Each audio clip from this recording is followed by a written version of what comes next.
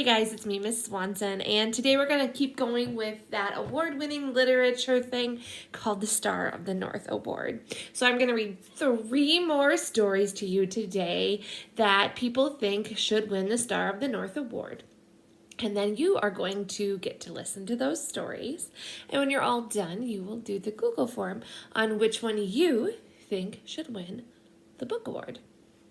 And I will use that to help me when I hand in our school's votes.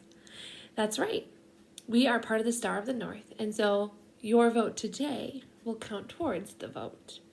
Now, the rules are you have to read at least half, and there are 10 books, and you will have read 6, so you will actually be over half, which is really exciting.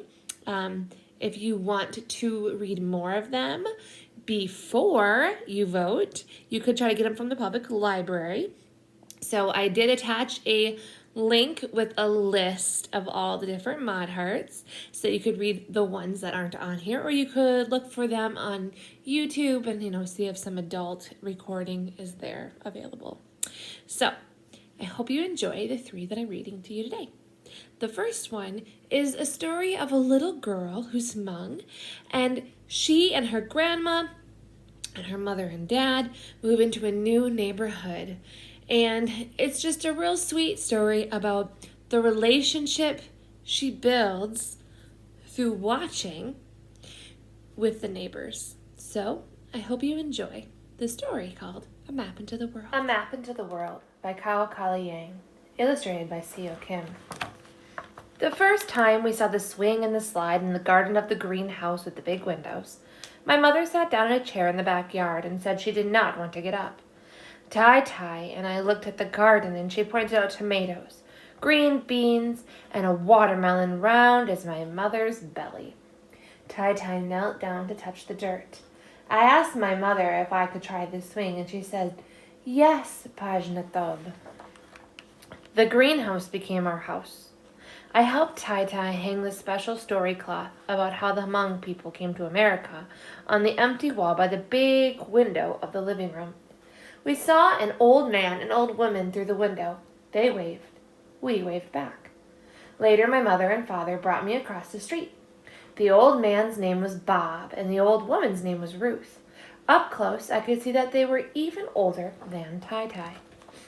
Tai and I were in the garden picking tomatoes and beans and checking on watermelon when my parents brought home my baby brothers from the hospital. I ran to the gate. The boys were smaller than my baby dolls, but cuter than any doll with the fuzzy heads and red lips and round brown eyes.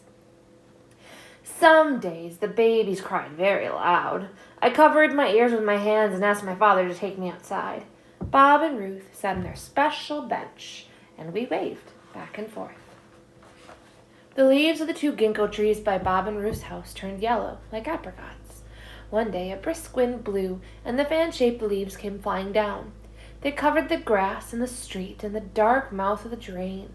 Bob raked while Ruth sat and watched. I brought in a leaf for the babies to touch, but my mother said, "They're still too little, Pajnatob." The snow made the world quiet around us. We stopped seeing Bob and Ruth outside. The snowflakes fell in the driveway and glittered in the gray light. I made a ball of snow for my brothers, but it melted before they woke up from their nap. At night, I looked out our big window at Bob and Ruth's house to see their light shining across the dark street. Sometimes I saw the shape of a person looking back at me. I waved, but the shadow person never waved back. On a cold morning, cars came to our block, filling the street. Car doors slammed as men and women in thick jackets walked quickly to Bob and Ruth's house. My father said, "Ruth has died. Her family is coming to say goodbye." I felt sad for Ruth. My brothers just played with the toys above them. The cars kept coming and going the next day and the next. I swayed back and forth on my toes by the big window. I tried to lift one of my little brothers so the people could see how cute he was, but he cried and my mother said, "You're still too little to carry him, Pajnatob." After the Hmong New Year, my baby brothers learned how to sit on their own, and we all sat looking out the window together. I clapped for them when a plane flew by across in the high skies. They laughed every time. The house across the street looked empty. The ginkgo trees reached for the sky with their thin fingers. When the snow started melting, I could not wait to return to the swing and the slide in the garden. My baby brothers crawled all over the floor underneath the table and the chairs. They were like puppies, their tongues licking everything. I found the first worm of spring on the sidewalk and named her Annette. I wanted to bring her inside so my brothers could watch her wiggle, but my mother said, "I don't think so, Pajitha." The world became green again, and finally we went outside. Tai planted green onions. I picked flowers from lilac bushes for my brothers to smell. They opened their mouths and tried to eat them, and my mother said, "Don't let them eat the flowers, Pajitha." We took the babies outside again. The next day after lunch, Bob's garage door opened, and we all watched as he pushed out his special bench. And he sat down alone. I pulled on my mother's sleeve until she looked at me, and I whispered an idea in her ear. My mother and I crossed the street and walked over to Bob. I let the sidewalk chalk bucket swing in my hand. I asked my mother to ask Bob if I could draw on his driveway. I said, "If he doesn't like it, the rain will come and wash it away." Bob nodded and said, "Go ahead." My mother and Bob talked in low voices. I could hear Bob say, "Ruth, she was with me for 60 years. I started my picture with a teardrop, and then I made it splatter like sunshine, and I drew lines leading away from the splattered sun in many directions. I drew a line that led to the garden where I put a yellow ginkgo leaf. I drew a line that led to the grass where I made the sparkly snow. I drew a line to the sidewalk, and there I put a very smiley worm named Antoinette. And I drew an arrow to our house. There I added lilac flowers, and then I drew a line, the biggest line of all, towards the street. And there I drew the whole world." When I was done, I walked quietly to my mother and to Bob. They stopped talking, and Bob shook my hand. "What did you draw for me?" he asked.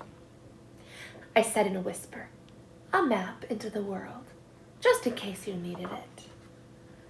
Bob said, "I think I might." Now it's time for a story that's a little sillier. This is a story that plays on words. So it uses the word Doug and the name Doug. So in this story, there is a dog named Doug, and dog and Doug are very similar, right? So it's kind of a tongue twister, but Doug likes to dig. And in the book, it'll say, "Oh boy, did Doug dig. Doug dug." And when they say that, they're saying Doug the dog dug. So they actually do that whole fun thing where two different spellings, different meanings, but same sound word. Kind of like B, bzz, or the letter B, ba, right?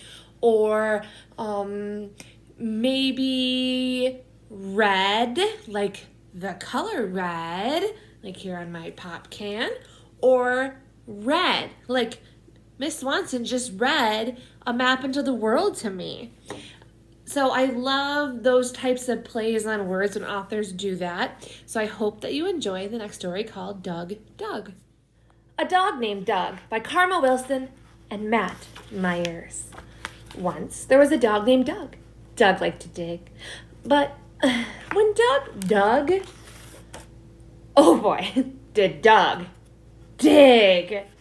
Once he dug up a ground squirrel's nest. The feisty squirrel was not impressed. "Me, me, me, me, me. I can dig better than you," said the ground squirrel. Doug howled with laughter. "Let's see if that's true," he said. So they started to race, but Doug dug faster.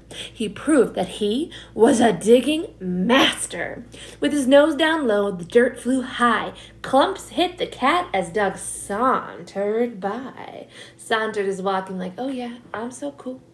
Many miles of dirt Doug dug, leaving heaps and piles and mounds of mud. The ruts were so deep and holes so wide that a giant tractor fell inside. And boy, did Doug dig. He dug to the east. He dug to the west. He dug his way to a treasure chest with about $1 million inside. Doug smiled wide and then tossed it aside. He dug his way past an old gold mine and took no note of the danger sign. And oh boy, did Doug dig. He dug to the north. He dug to the south. There was grit in his eye and sand in his mouth, but Doug kept scratching and scratching on till his head popped up on the White House lawn. He took the tour, he saw the sights, then he decided he better dig home for the night. So Doug got busy digging. And oh boy, I love this page. The agent is going down the Y thinking it's going to be a tunnel down. And Doug is already on his way back up on the other side of the Y. Did Doug dig? And dig. And dig. And dig. Dig that dog. And dig. Good dog. Bad dog. And dig. Love this picture. Upside down because he dug all the way across the world to the other side. And that is the Great Wall of China.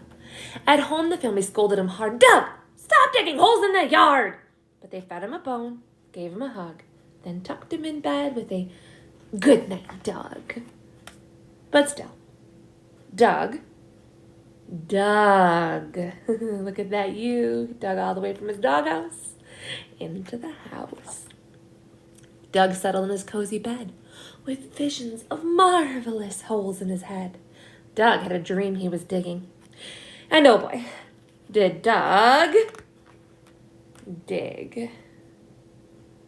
This picture. You just have to enjoy the art because it's kind of all the things he saw that day as a dream. So he's seeing it all in alien form.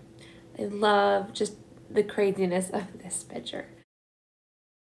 The last story today is one about something that's really important in this world. Kindness. What is kindness? And how does one be kind? That's a question a little boy in the next story is asking. Be Kind by Pat Zeitler-Miller and Jen Hill. Tanisha spilled grape juice yesterday all over her new dress. Everyone laughed. I almost did too, but Mom always tells me to be kind, so I tried. Purple's my favorite color, I said. I don't think it worked. I thought Tanisha would smile, but instead she ran to the hall. And when she came back, snack time was over. She put on her art smock and didn't look at anyone. I almost told Tanisha that art was my favorite class, but I didn't want her to leave again, so I painted purple splashes and added some green until I had a bunch of beautiful violets. And while I painted, I thought about Tanisha. Should I have handed my napkin to her, let her borrow my sweatshirt, spilled my juice so everyone stared at me instead? What does it mean to be kind anyway? Making cookies for Mr. Rinaldi who lives alone? Letting someone with smaller feet have my too tight shoes? He might win races in them too. Maybe it's helping, putting dirty dishes in the sink, or cleaning up after Otis, our class guinea pig. He's a messy eater.